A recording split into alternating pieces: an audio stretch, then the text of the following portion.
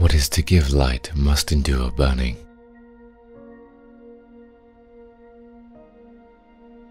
When we are no longer able to change a situation, we are challenged to change ourselves.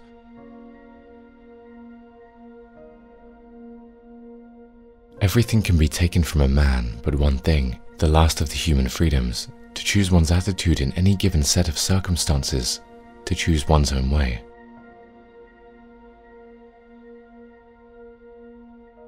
Happiness cannot be pursued, it must ensue.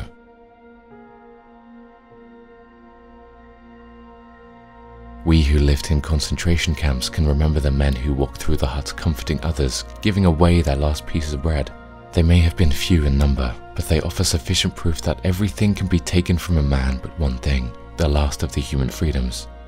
To choose one's attitude in any given set of circumstances, to choose one's own way.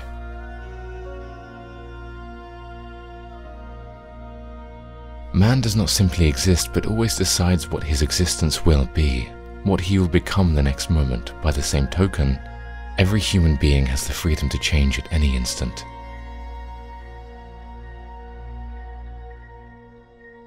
The attempt to develop a sense of humor and to see things in a humorous light is some kind of a trick learned while mastering the art of living.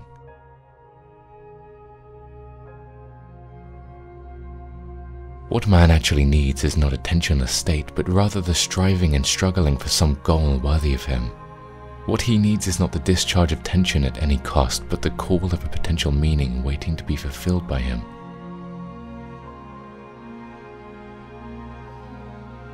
Those who have a why to live can bear with almost any how.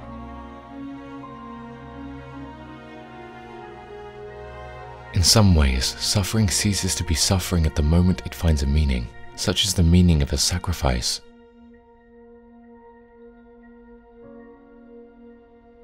We cannot, after all, judge a biography by its length, by the number of pages in it. We must judge by the richness of the contents. Sometimes the unfinished are among the most beautiful symphonies.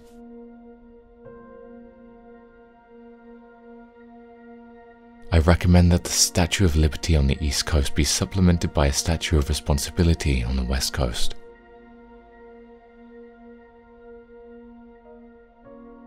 Life is never made unbearable by circumstances, but only by lack of meaning and purpose.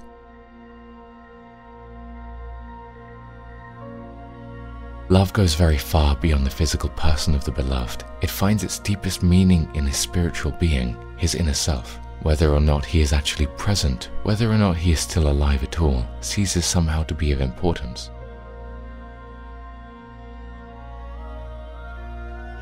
If there is meaning in life at all, then there must be meaning in suffering. Suffering is an ineradicable part of life, even as fate and death. Without suffering and death, human life cannot be complete.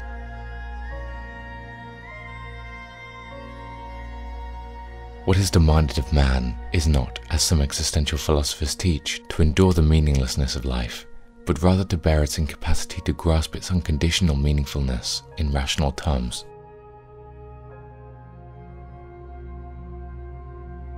Human kindness can be found in all groups, even those which, as a whole, it would be easy to condemn.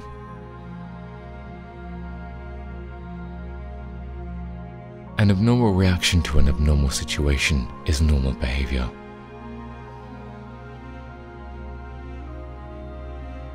A man's concern, even his despair, over the worthwhileness of life is an existential distress, but by no means a mental disease.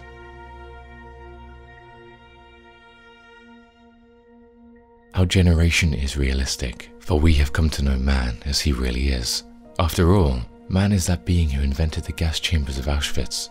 However, he is also that being who entered those gas chambers upright, with the Lord's Prayer, with a Shema Yisrael on his lips.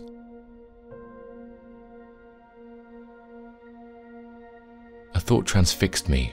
For the first time in my life, I saw the truth as it is said into song by so many poets, proclaimed as the final wisdom by so many thinkers.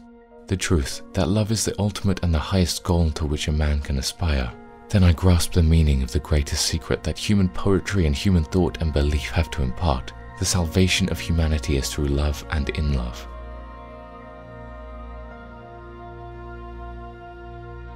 The meaning of love is to give life meaning.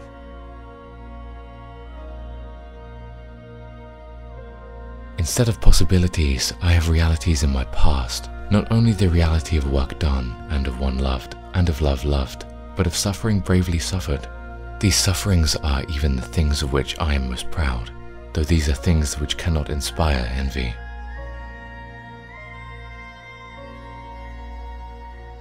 The point is not what we expect from life, but rather what life expects from us.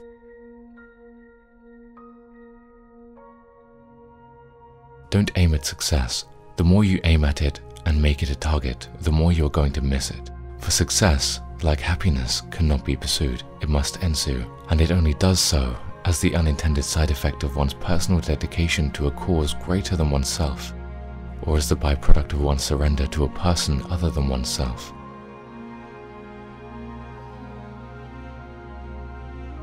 Since Auschwitz, we know what man is capable of, and since Hiroshima, we know what is at stake.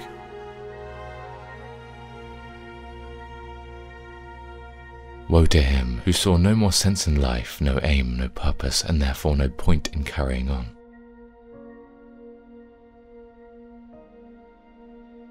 If you call religious a man who believes in what I call a super meaning, a meaning so comprehensive that you can no longer grasp it, get hold of it in rational intellectual terminology, then one should feel free to call me religious, really.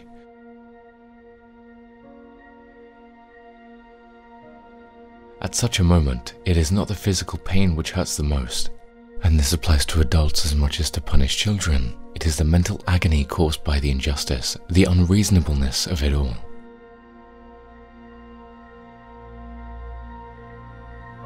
The more one forgets himself by giving himself to a cause to serve or another person to love, the more human he is and the more he actualizes himself.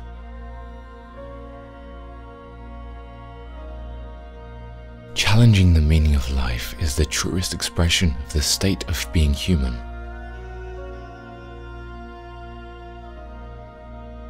For the meaning of life differs from man to man, from day to day and from hour to hour. What matters, therefore, is not the meaning of life in general, but rather the specific meaning of a person's life at a given moment.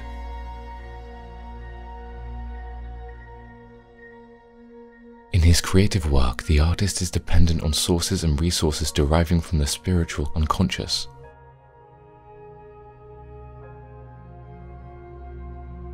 Logotherapy sees the human patient in all his humanness. I step up to the core of the patient's being, and that is a being in search of a meaning, a being that is transcending himself, a being capable of acting in love for others.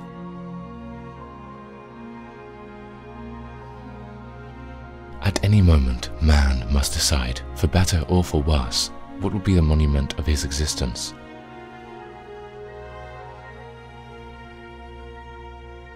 Everyone has their own specific vocation or mission in life. Everyone must carry out a concrete assignment that demands fulfillment. Therein he cannot be replaced, nor can his life be repeated. Thus, everyone's task is unique as his specific opportunity to implement it.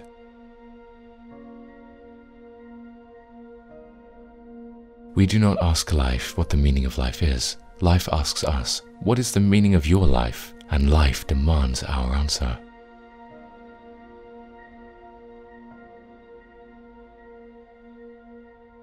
Not every conflict is necessarily neurotic. Some amount of conflict is normal and healthy. In a similar sense, suffering is not always a pathological phenomenon. Rather than being a symptom of neurosis, suffering may well be a human achievement, especially if the suffering grows out of existential frustration. Existential frustration is neither pathological or pathogenic.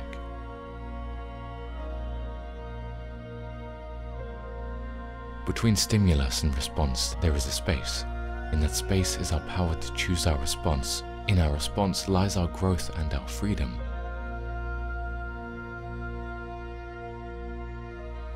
View life as a series of movie frames. The ending and meaning may not be apparent until the very end of the movie, and yet, each of the hundreds of individual frames has meaning within the context of the whole movie.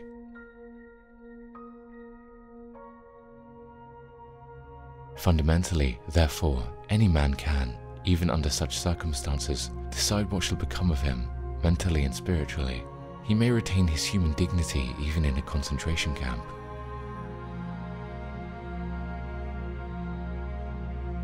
Each of us carries a unique spark of the divine, and each of us is also an inseparable part of the web of life.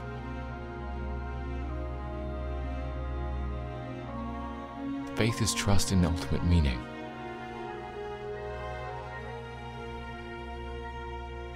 When a man finds that it is his destiny to suffer, his unique opportunity lies in the way he bears his burden.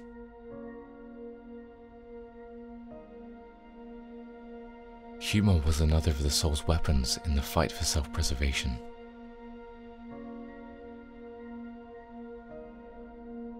But there was no need to be ashamed of tears, for tears bore witness that a man had the greatest of courage, the courage to suffer.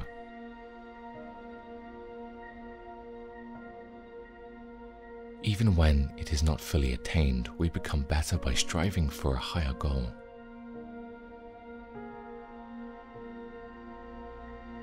Life ultimately means taking the responsibility to find the right answer to its problems and to fulfill the tasks which it constantly sets for each individual.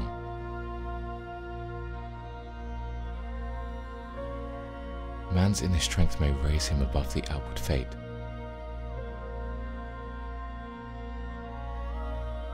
Everywhere man is confronted with fate, with the chance of achieving something through his own suffering, something through